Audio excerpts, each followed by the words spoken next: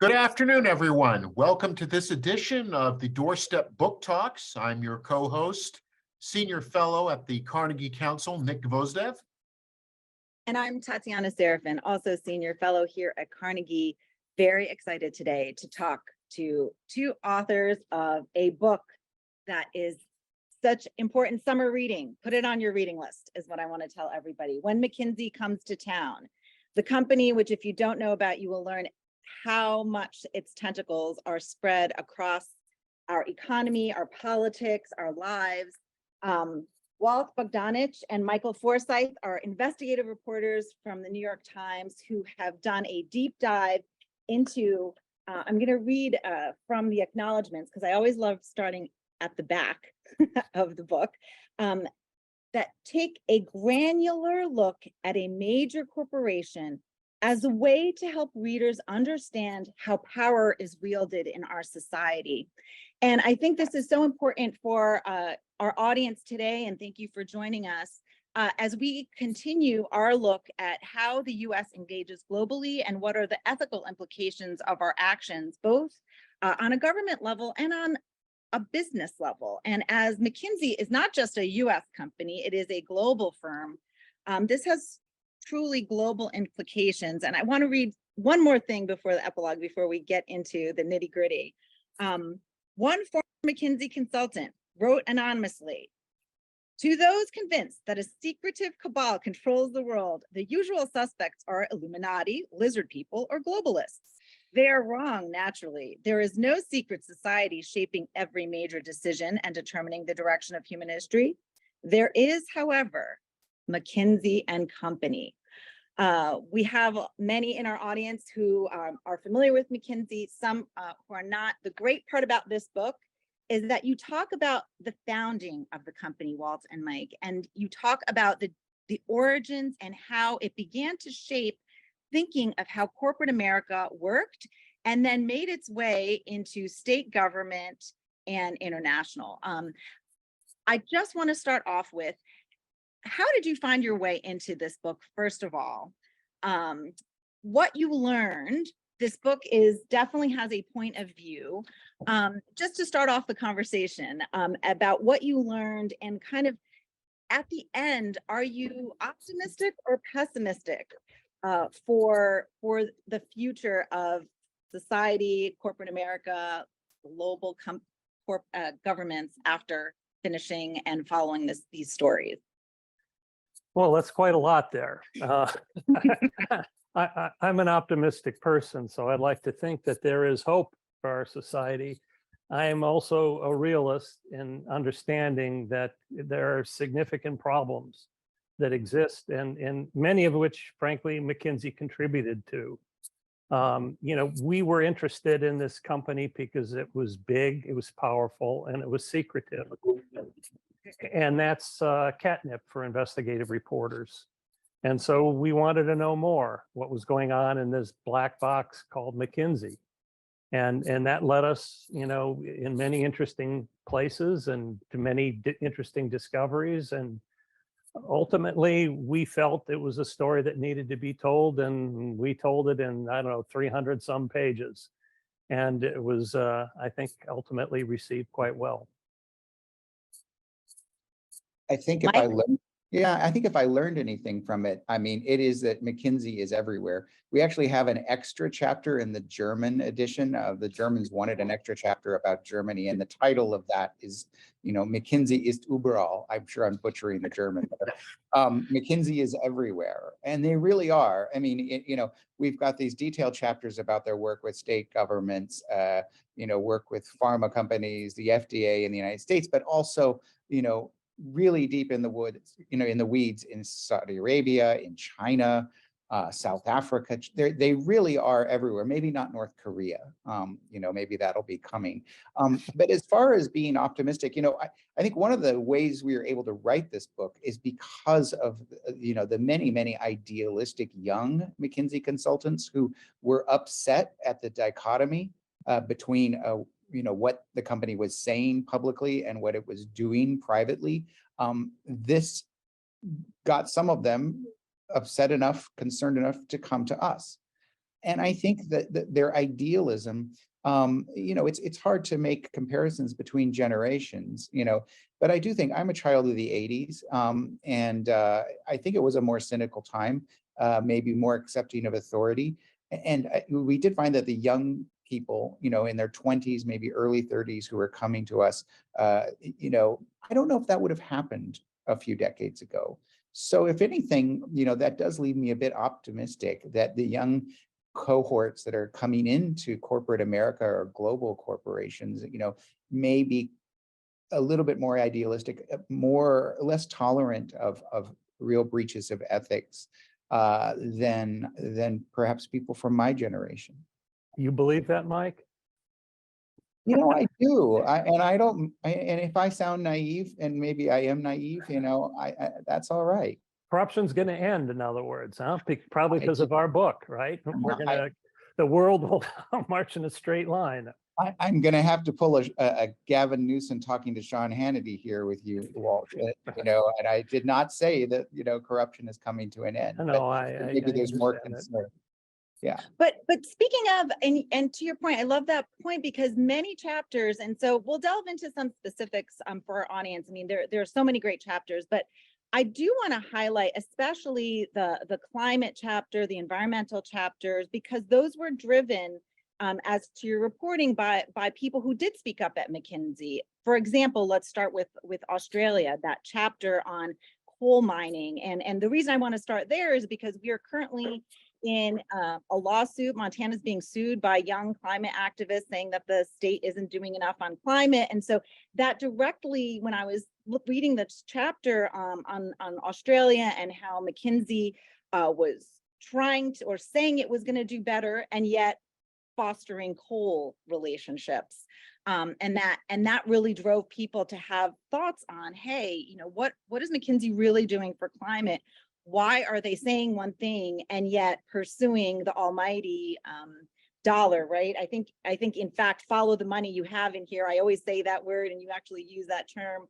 And so that's what McKinsey was doing. But there was this sort of revolt, and it was driven by people seeing what the product of McKinsey was doing and emailing each other and publishing it, right? And, going out into the media.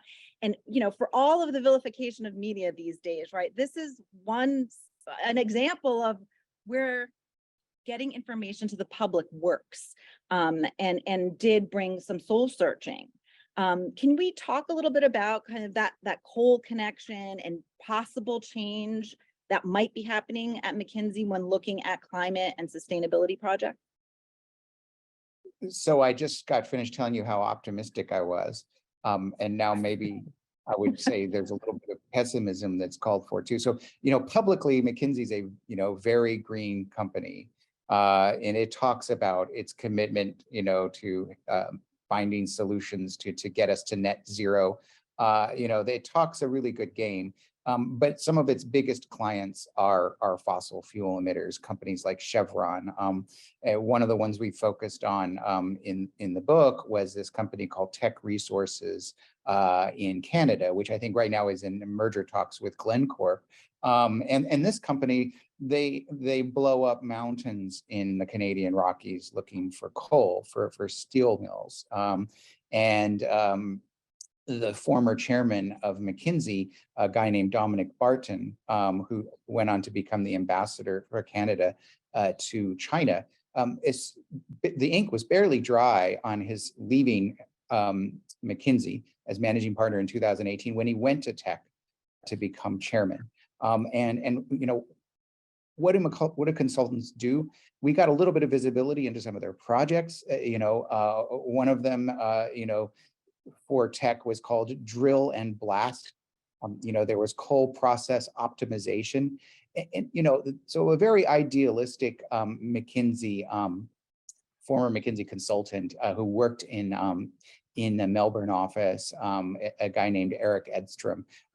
These guys are extremely bright, extremely analytical, numbers focused, and he was trying to do the math on the power of a McKinsey consultant to add, literally through their advice, literally one consultant adding megatons of CO2 into the atmosphere. And his focus was on this coal mine work that they were doing in Southeast Asia, where McKinsey was touting internally how proud they were that they helped boost the output of a coal mine by 25% or so, and how this is such a great thing.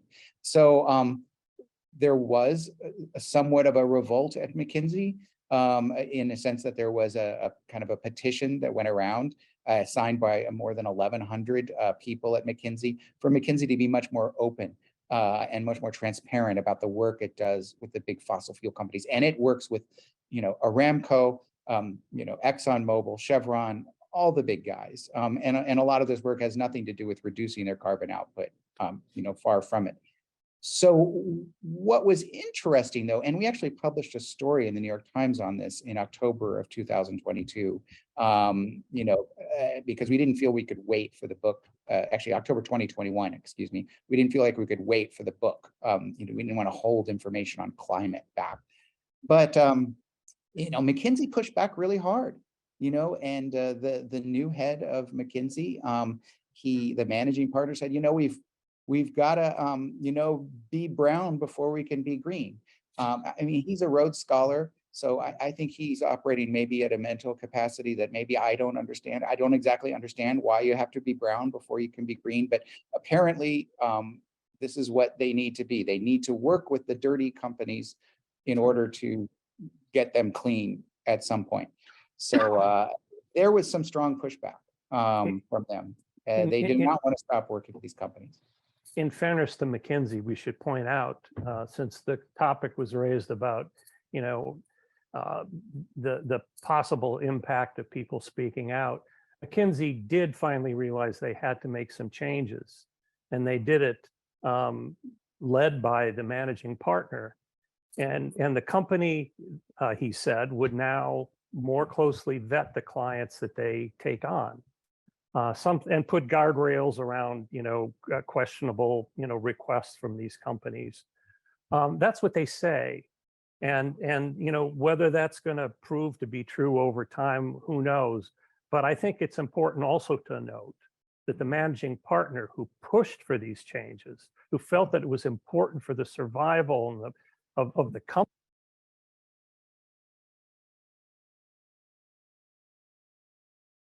and he was ultimately voted out of office after one term, which I guess says something about the rest of the company and its embrace of change. So and he was the first one to be voted out after one term in decades. So that doesn't speak well to the future, I guess.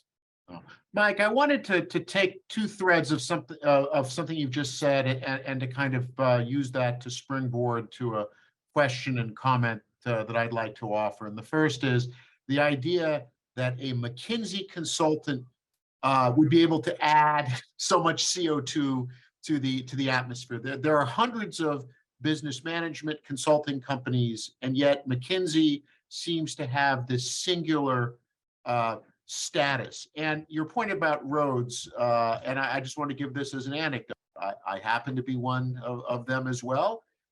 Nearly 30 years ago, once I was at Oxford, I started getting in my pigeonhole invitations from McKinsey. We don't care what you're studying, consider a career with us. And in fact, the joke in my Rhodes class was that for Rhodes scholars, after Oxford, 1/3 would go to Yale Law, 1/3 would go to McKinsey, and then the rest would do something else. But this idea that Yale Law or McKinsey were pathways to power, influence, that if you wanted to be something in the Clinton administration, because Clinton was during the Clinton years, you went to Yale Law, but the number of people who were hoovered up by McKinsey.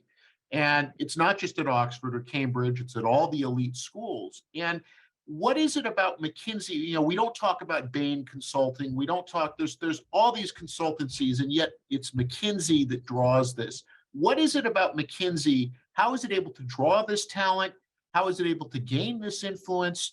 Why do so many leading American politicians today, Bobby Jindal running for president in 2016, Pete Buttigieg running in 2020, both McKinsey alum, We look at the McKinsey alum who populate the cabinets of all administrations. What is it about McKinsey that it's able to bring these people in, and why do people feel that this is, a pathway? It's not, so maybe giving us a sense of, McKinsey's ability to market itself, both to attract this talent, but then to go out and get the business that other consultancies don't seem to get, or why other business people say we have to get McKinsey as opposed to just going through the yellow pages and picking any business consultancy out. I can give a short answer, and Mike, you can add to it. McKinsey, with some degree of credibility, says that we're the best in the world and the most successful in the world. We hire the best and the brightest, and we have a long record of accomplishment. So people want to be associated with that, understandably. You work hard to study and become recognized and to be successful in what you do, and you want to go to the best. And that's why we picked McKinsey as opposed to, another consulting company. And we could have done that.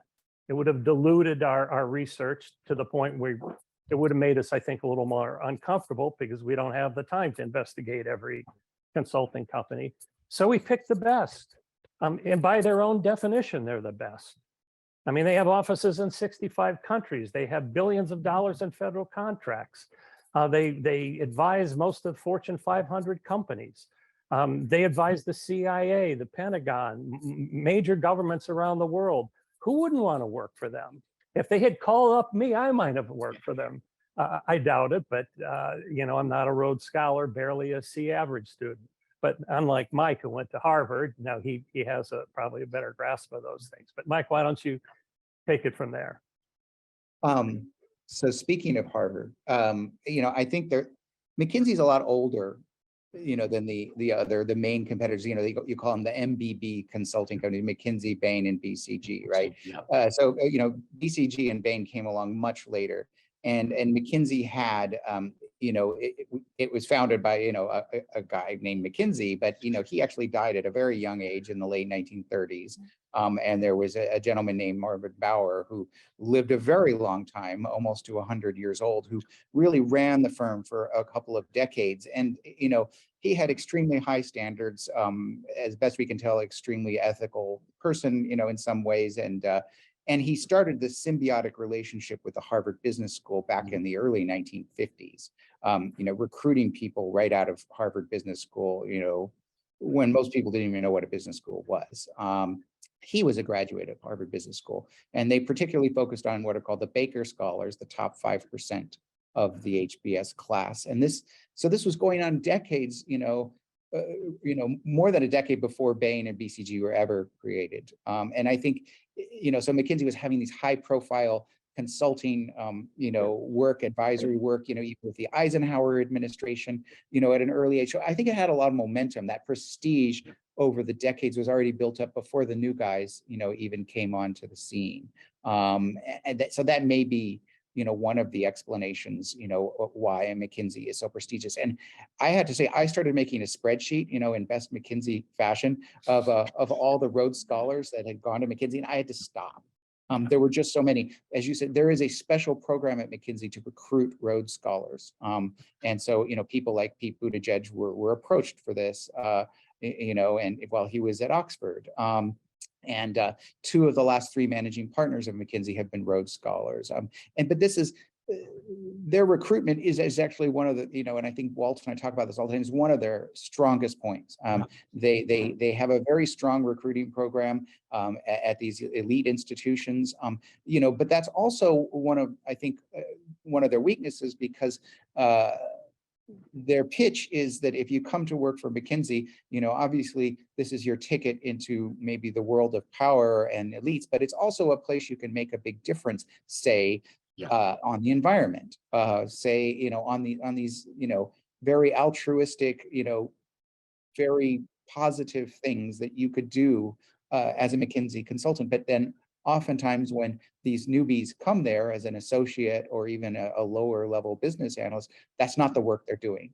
They get discouraged, they get upset, some of them come to us. McKinsey's very skilled at recruiting, and one of their big pitches is their value system. And they post their values on the walls of every office around the world. And the first, and above all, the most important value is to serve the client first above our own interests. And that may sound wonderful on the surface of it, but when you think about it, if the client is Purdue Pharma pushing opioids in the middle of an opioid epidemic, and the client wants you to find out ways to sell more of it to vulnerable people, well, that's not a good thing. And that's, so while they're able to recruit people based on their values, I think it behooves the people who are listening to that to look beyond that and to figure out what exactly these values mean and what they stand for and how they play out in real life. And I'd like to kind of look at those values in the context of some relationships. For example, if we can start with China, because one of the images that I couldn't get out of my head is the image of McKinsey partying, because there's values and there's money, right? These consultants are paid a lot of money, partying, a couple of miles away from Uyghur camps, right, in China. And so, and the complicated relationship with advising Chinese companies and working for the American government at a time when, right, we're frenemies at best, and in conflict, severe conflict at worst. And I think there was a little footnote, Mike, of you talking about your time in the South China Sea and now seeing the islands being built up there by China. And that had something to do with McKinsey. And so, there's client first, but there's also kind of values of, international relations, and where does that fit? And what did you find in terms of how McKinsey is able to justify some of these working relationships with authoritarian regimes? It's a very good question. So, McKinsey's a huge company. It's been many decades that most of their partners, I think, have actually lived outside of the United States, not in it. So it is truly a global organization, but its roots are in Chicago and in New York. It's still, in many ways an American company, but because it's so decentralized, because this guy Marvin Bower, the kind of godfather of McKinsey, kind of modeled the company on a law firm format, where you have these highly autonomous, regional offices. In China, it's very localized. The partners and senior partners are Chinese, which makes a lot of sense. Highly educated Chinese people, some of them being Baker scholars that went to Harvard Business School, but Chinese, and sometimes they may not see going to Xinjiang and partying a couple of miles away from a Uyghur detention camp as being a problem. Quite the contrary, they would see it as, this is something the Chinese government wants. They want us companies to go there and show that, Xinjiang is open for business and a wonderful place. And they thought it was, perfectly fine. They may have missed the forest for the trees. That's the same kind of attitude, I think, that allows them to think that they can go work for a company like China Communications Construction Corporation, which is helping to build those, have been helping to build those islands in the South China Sea. They own a dredging arm, and so some of their dredgers were dredging the sand off the floor of the ocean to build these islands. And McKinsey was advising this company at the very same time that they were doing this, and at the very same time that they were advising the Pentagon, which saw these islands as a threat. It gives you an idea of the global reach of McKinsey, and that some of its work is totally at odds with each other, and in conflict. But to answer your question on how they can justify it, I think it's this decentralized nature of the company. You see it in China, you see it in Saudi Arabia, you certainly see it in Russia. That it's okay to work with the governments there, because, for example, in Russia, you have two sons of, Alexander Solzhenitsyn, who are working as senior partners at McKinsey. For a long time, McKinsey did not want to work for foreign governments. believing that, or even governments in the United States believing that change was more difficult to accomplish. And one can understand that the political process is messy. It's complicated. It's not as easy as in private corporate life, where a couple of people make decisions. So, you know, it took them a while to decide to do that. But once they did, and this is in the context of seeing their competitors challenging them for supremacy, they decided we needed to expand, and expand they did. And they went to work for government, threw themselves in totally, like in South Africa, where I went to look at it. You know, when the consultants went in there after apartheid ended, they came in with the best of intentions. It was an exciting place to be. We're forming this new government, this new experiment, making up for decades of terrible treatment of the country's population. And eventually, though, they began to realize that there are big profits to be made working for the government. And they did so in a way that did not involve adequately vetting their partners, who ended up being corrupt. And it ensnared McKinsey, and at the time was its worst scandal in its history. That was later surpassed by the opioid scandal. But, you know, they do it. Money is, I mean, we know the story of money and its effect on people. And McKinsey wanted money, and senior partners wanted money. And so they'll go where it takes them. And sometimes it takes them in very dark places and bad places, as they did, as I found in the Ukraine under the former Russian-leaning Yanukovych, who, you know, was forced out in protest. McKinsey worked for him, you know, advising him. It seems like they would work for just about anyone, which explains, and I'll shut up after this, why they were advising the Live tour with the Saudis. I mean, the controversy that we're following in the media right now, why are they having anything to do with that government, with, you know, MBS? It just, you know, I mean, this is the guy who chopped up a journalist, and they don't seem to have a problem in I guess what one could call sports washing, to overuse that cliche. But I mean, it's a way for him to scrub up his reputation and make him more acceptable to the rest of the world. And McKinsey's there to help if they get paid enough money.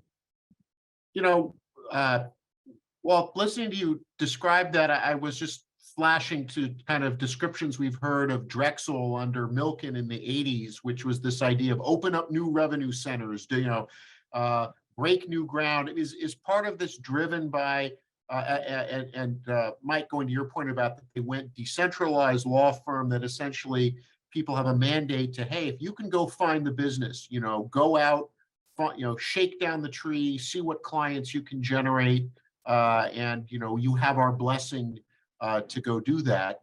And then the other side of it is, you know, you're talking about the, you know, going in to advise Yanukovych in Ukraine, advise the Saudis, advise the Pentagon and the CIA, who already have, you know, enough beltway bandits out there. What is it that McKinsey, what is it that, you know, why, when you hire McKinsey, what is it that, you know, a government is expecting McKinsey to do? Is it simply you're going to come up with a 500-page plan? Or do they also have a sense that McKinsey has this broad network of current and former associates, and that, yes, they're a business consultancy, but, you know, Mike, as you were saying, they've been around for a long time. They've got a lot of alumni, a lot of connections. Is there a sense that a McKinsey consultant can maybe get things done for you in a way that, you know, boutique consulting firm X cannot, simply because they can tap this worldwide network? I think a brief answer, and then Mike, take it from here. I think they view McKinsey as an extension of the US government.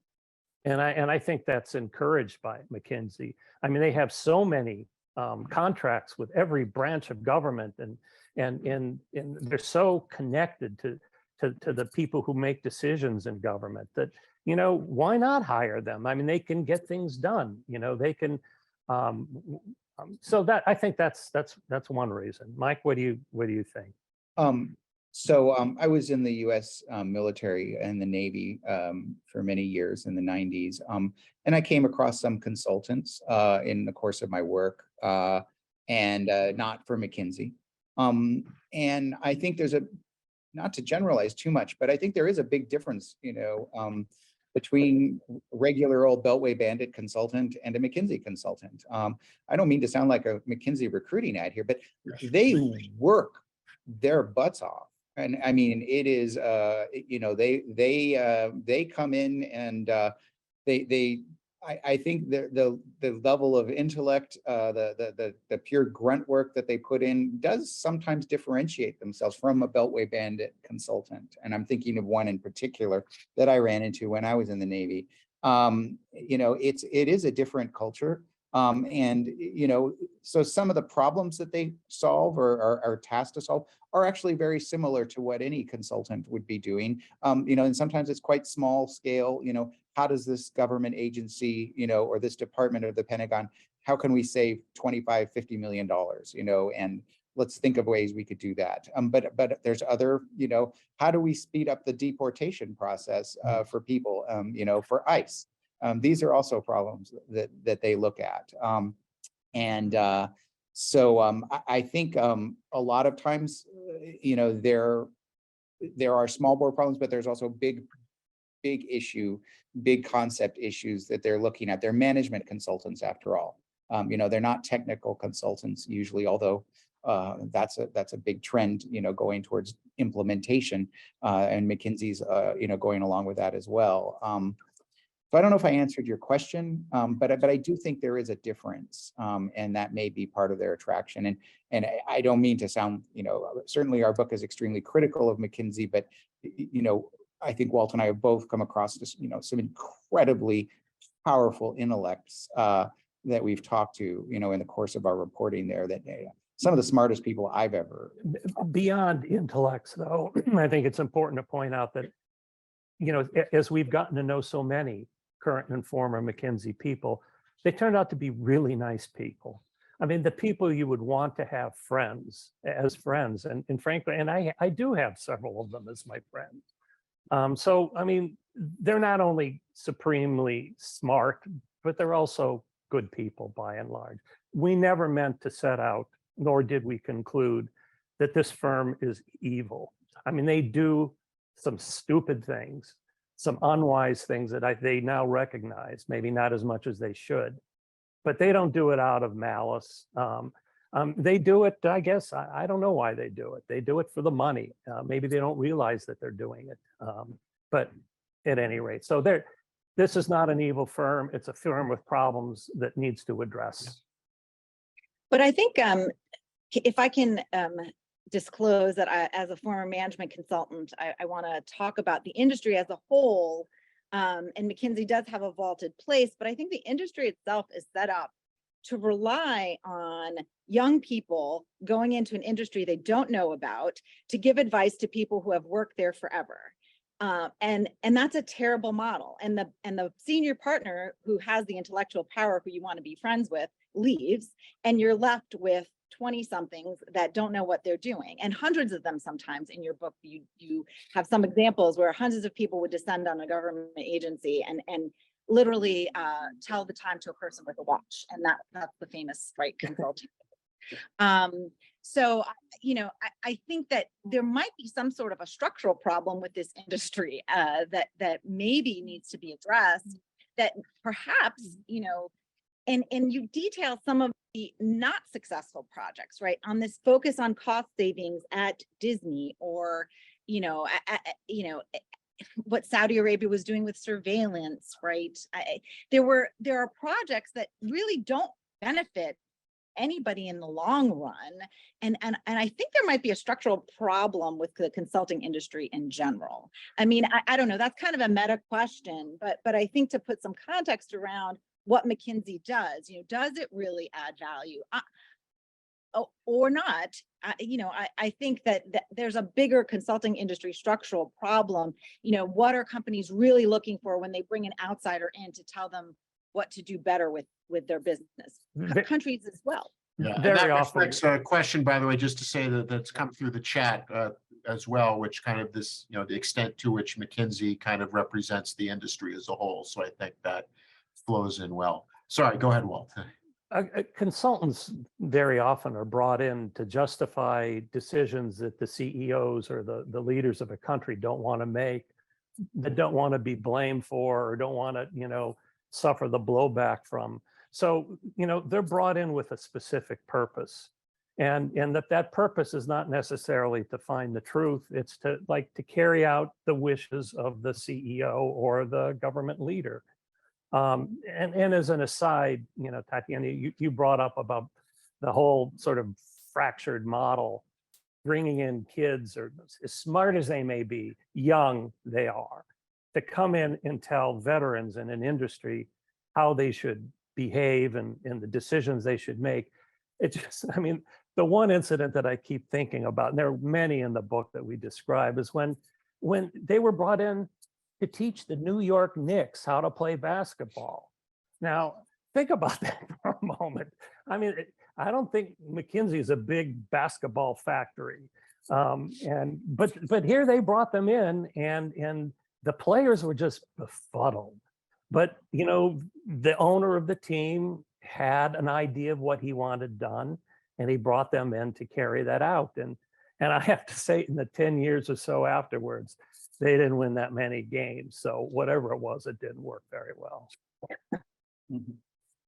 Kind of getting at your value added idea of McKinsey, I think one of the things McKinsey has done since really its creation has been this disseminator of information, whether it's the latest management fad, or something more concrete, so early on in its existence, it was basically telling the world, especially a lot of post-war European companies, how to replicate the management structure of General Motors or General Electric. It's called the M form, management structure. And you see them now, when there's a big trend, they're all in it. Right now it's AI.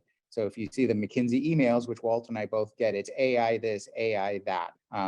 They're always working on the next big thing, but sometimes those next big things, really do have some social harms. One of the big things in the 90s, they were all in on, and putting it in slide deck after slide deck, was offshoring, which obviously has some benefits, for corporate America, reducing their costs, but also had some big, drawbacks as far as the deindustrialization, increasing wealth disparities in the United States, which have led to some pretty upsetting political outcomes, as well. So I don't know if that answered the question, but I think that is one of the things that consultants have done, has been this disseminator of information. But they're also, and I think consultant after consultant at McKinsey has told us this, that they're an accelerant, that you put this brain power at work on these specific problems.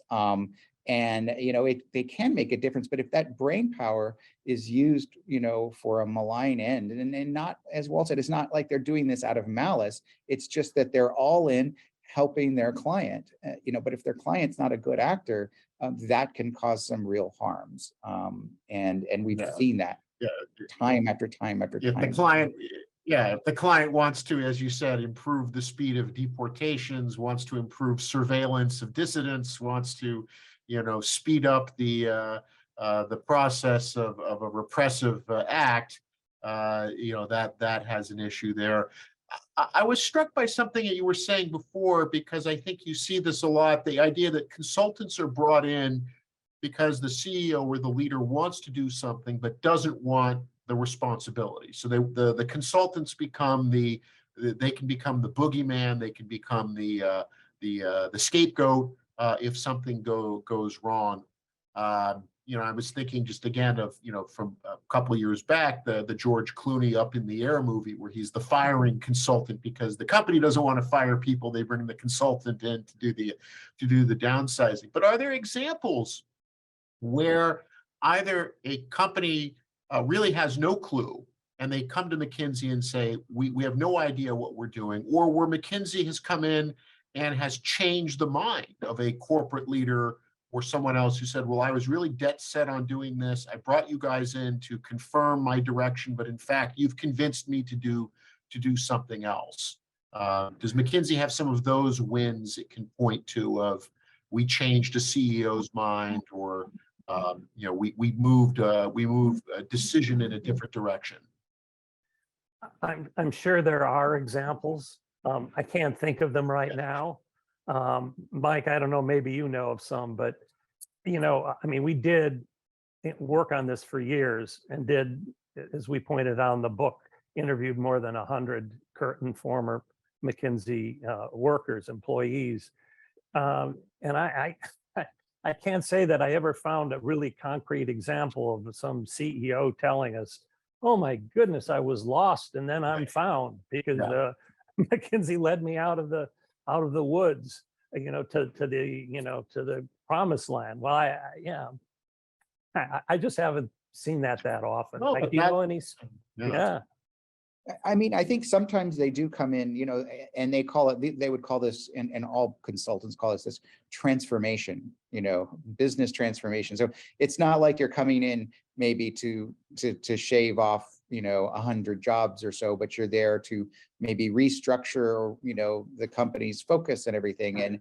And so that's a very different thing from just going in and helping give cover to a CEO for job cuts or something. And one of the examples we write in the book is Allstate, the insurance company, where they come in and really kind of reimagine the whole, in some ways, the business model of insurance, and really focus on changing the way claims are paid out to especially for auto, and claim. And this is a few decades old, this work, but it does go to show you it's not just about going in and justifying a CEO's job cuts. It's also going in some instances and whole scale, reworking the plumbing, of a company.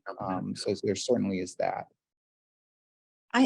But one of the things that struck me, and you write in the book, is that this is an industry that's not regulated. And so that brings some problems, right? So that when they're not accountable, right, because the CEO is ultimately accountable to the shareholders, and McKinsey doesn't often get the blame, right? There haven't been that many instances, and we can talk, this brings me to Purdue, where McKinsey has taken the blame.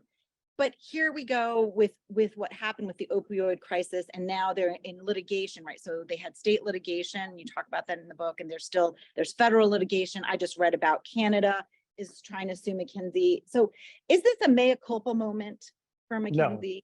No, I don't see it that way at all. I mean, what it is it's a validation of their belief that money will get you anything you want. And what it got by paying $600 million is to get all of the lawsuits to disappear and to call off the dogs and not be prosecuted. It's the same thing they did in South Africa when they got embroiled in this scandal, and they ended up saying, oh, we'll pay back the $100 million we got in contracts. So, I don't see this as a come to Jesus movement here by McKinsey. I think they see that money buys their way out of trouble, and they're not the first ones to think that. I think there's a certain president who might believe that as well, ex-president. Mike, do you have anything to add? No, I certainly think that, Walt just kind of hit the nail, on the head. They never admitted culpability or response, or any wrongdoing in their settlements, with the state's attorney general for Purdue, and the same thing, in South Africa. So, as Walt said kind of at the outset, they do have this new system for evaluating work, and new work, new clients, but I think the jury's out, on whether that's, making a difference. We'll have to see. And certainly it is sobering that the managing partner, a guy named Kevin Sneeder, who instituted this, was voted out of office. So most McKinsey managing partners get 2, if not 3-year terms. So 9 years is a normal tenure. Kevin Sneeder only got 3, and that's the first time in 40 years that somebody hasn't been, allowed to have more than 1 term. And one of the ways McKinsey differentiates itself from others is it says we're not like Goldman Sachs. Well, it turned out that's where Snyder went after his colleagues voted him out. Well, maybe Goldman Sachs is a nice landing place after all. But we are seeing, I want to go back to, because I'm obsessed with Gen Z, and if you call it Gen Z, and the change they've made, specifically via social media. And what I found striking is so many times in the book, you mentioned how McKinsey itself uses social media. Like you mentioned at one point that McKinsey was following public officials on social media and, using Google search to push down maybe negative publicity about itself. So there's ways McKinsey is using social media to perhaps glue itself to positive perception. But also this movement, I think, which you also mentioned, of young people pushing back on some of this ethics. And there's an ethics question that comes in saying, well, more ethical. And we're a different generation than the 80s, than me, I'm also an 80s child. And then the way that we looked at things. Do you see a difference coming in? There are fewer people going to college, for example. Maybe that means that there's going to be less of an interest in going into consulting. I mean, is there an undercurrent of change as a result of some of the things that have happened really over the last 5 years since you've been working on your book between, Saudi Arabia, Purdue, the Russia war? Well, there have been some layoffs. They will tell you that had nothing to do with the blowback from some of their bad decisions. I don't know whether I necessarily believe that or not. But they have, on the other hand, they laid off people, dismissed a good number of them, and they're telling many people now that they want to hire, that they need to wait for a year before they start work. So, there are changes. On the other hand, they're still recruiting aggressively, and I have no reason to disbelieve that they're going to keep getting the best and the brightest, as they always have. Well, that kind of yeah. brings us, sorry, go ahead, Mike. Oh, go ahead. No, I was just saying some of the questions that have come in from the audience, and one of them builds on Tatiana's point about ethics, and the questioner asks, what would convince you, or what would you look for, having observed and studied McKinsey, that would lead you to say that they're moving back towards a, quote, more ethical way of doing things? Would it be a structural change in the company? Would it be personnel? And also linked to Tatiana's point about as the nature, the demographic changes, less people go to college, people are reconsidering. You're also now saying that people are being asked to wait a bit, and maybe the jobs aren't there. And this goes to a question from the audience. Really, it's the chicken and egg. Is McKinsey still going to pull people from elite programs in because it has this network, or are they going to? Is it a function of, hey, good people went there and I want to go there, or if the business isn't there, or there are other opportunities elsewhere?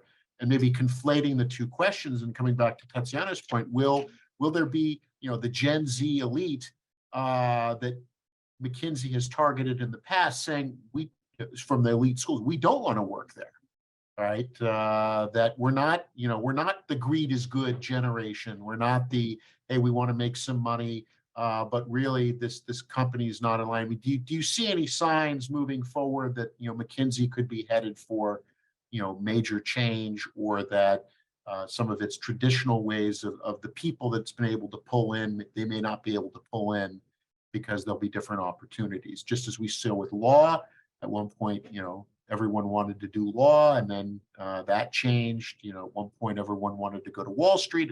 Now it seems, or at least for last couple of years, everyone wants to go to Silicon Valley. I mean, is McKinsey in for a corrective then, perhaps, where people will not want to work for it as much in the future? So one of the things McKinsey says themselves is, the people they focus on at these elite institutions are people that they call insecure overachievers. And the way I see that is, and I think, Nikolas, this may resonate with, maybe some of your classmates, in your Rhodes Scholar cohorts, these are people who've been at top of their game their whole lives, maybe valedictorian of their high school, outstanding students in college, and so they went to, a Harvard or Oxford or whatever, and, folks are proud of them, their families proud of them, and it's just such a prestigious name to go to this great university, to be a Rhodes Scholar maybe. And that when they go into the workforce to an employer, they want a name that is just as prestigious as the university that they attended. They want to continue that. That is what an insecure overachiever would be attracted to. And as long as there's a supply of those people at Harvard and Oxford and other places, that McKinsey will be enduring. While it may not be the fad to go to Wall Street now, McKinsey's still a big draw, and even though, Silicon Valley, the Apples and the Googles, are obviously very attractive, so too is McKinsey. So I do think that, and again, this kind of goes back to what I said at the outset, I do think that the, Gen Z is more idealistic. And so I hope that idealism continues to imbue itself, in the young cohorts of McKinsey. When people ask us, should I take this job at McKinsey? I think Walt would say the same thing as I do. I say, congratulations, I'm glad you got a job at McKinsey. Now, do good there, Ask questions. Yeah, ask. So it's not like we're telling people not to go work for McKinsey, but if you do go work for them, you've got to be able to look at yourself in the mirror every day. You've got to, you've got to have a good EQ, not just an IQ. I know that's so trite to say that, but I think that's really the downfall of the reason McKinsey's gotten in such a, some controversies is that they do lose that ethical picture sometimes. Speaking of international, because I want to bring this back to how we can engage more, US at the Doorstep, engage world affairs at our doorstep. One of the things McKinsey does is it has that McKinsey Institute, that produces reports, and kind of, you were saying kind of shares information with companies, but also shares information with the public. And I'm wondering, what you think of those efforts of McKinsey being a thought leader in other areas. So not just, as having clients, but also as a public educator, because it does have that institute that puts out reports. Now, they help its own practice and businesses, but what impact does it have on society? And, again, to the effect of how we all should be looking at this company as not just somebody providing services to clients and governments, but also impacting us in our daily life. Well, McKinsey doesn't advertise, and they haven't since the beginning, and that they take great pride in that. So how else do we reach the public?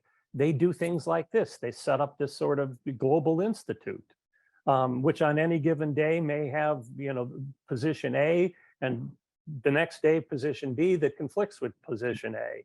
But that's what they do, and it's an effective way to get their name out there.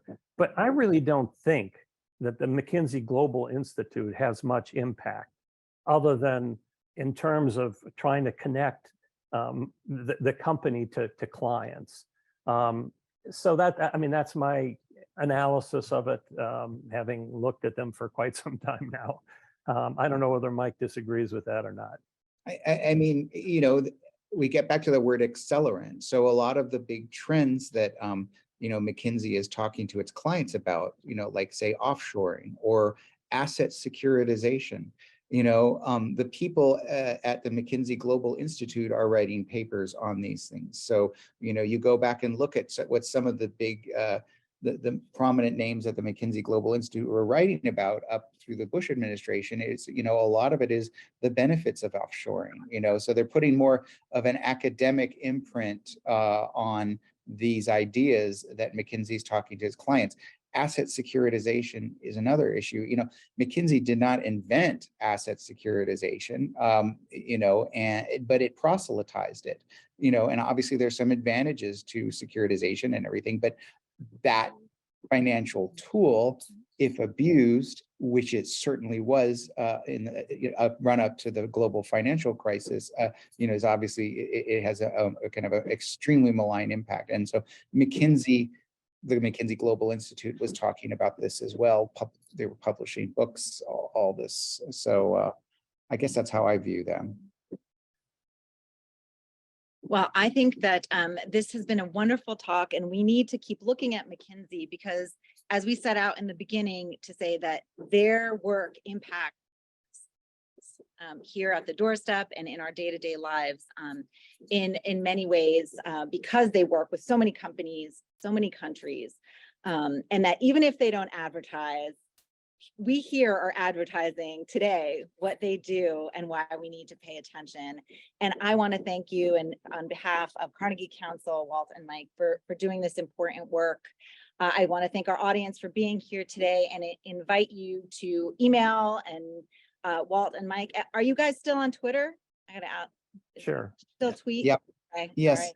I have an ethical problem with Elon Musk, but find them on Twitter, ask them questions, engage in the conversation. And thank you so much for joining us today. Great book, When McKinsey Comes to Town. Get it, read it, summer reading list. Thank you very much. Thank you. For having Thank us.